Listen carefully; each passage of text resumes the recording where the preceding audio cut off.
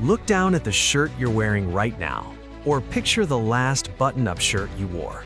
Have you ever noticed that the buttons on a men's shirt and a women's shirt are on opposite sides? If you wear men's clothes, the buttons are on the right side.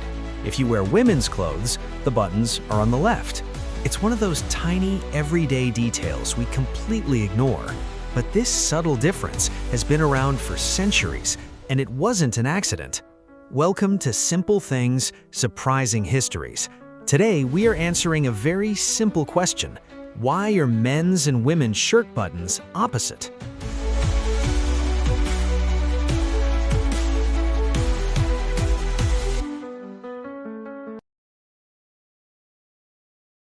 Let's start with men's clothing.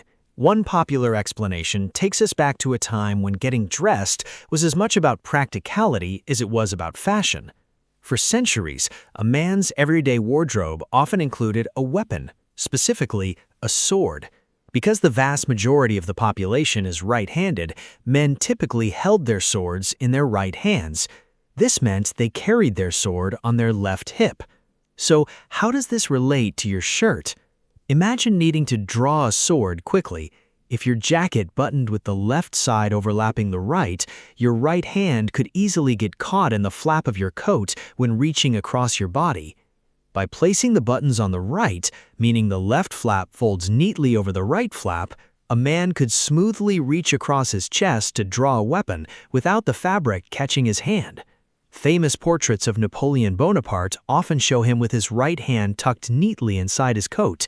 That iconic pose reflected the style and clothing conventions of the time, including the right side buttoning common in men's garments. Whether swords were the original reason or simply one influence among several, this arrangement fit naturally with the habits of armed men and eventually became part of men's fashion traditions. So, if men's buttons were placed on the right, why do women's buttons sit on the left? For this, we leave the military behind and enter the private dressing rooms of wealthy households during the 16th and 17th centuries. When buttons first became fashionable, they were incredibly expensive. They were luxury items, meaning initially only the wealthiest women had them on their clothing. And wealthy women in those days rarely dressed themselves. Their garments were heavy, layered, and incredibly complicated. Instead, they were often dressed by a lady's maid. One of the most widely accepted explanations begins here. Since most people are right-handed, a maid standing face-to-face with her mistress would naturally be using her right hand to fasten the dress. To make the process easier for the right-handed maid facing her, the buttons were placed on the wearer's left side. For the maid looking at the dress, this placed the buttons perfectly on her right. Over time, this arrangement became associated with upper-class women's fashion. As styles spread beyond the aristocracy, the tradition remained, long after the original reason had faded away. But that brings up a very logical question. Today, swords are basically obsolete, and very few of us have personal maids dressing us in the morning.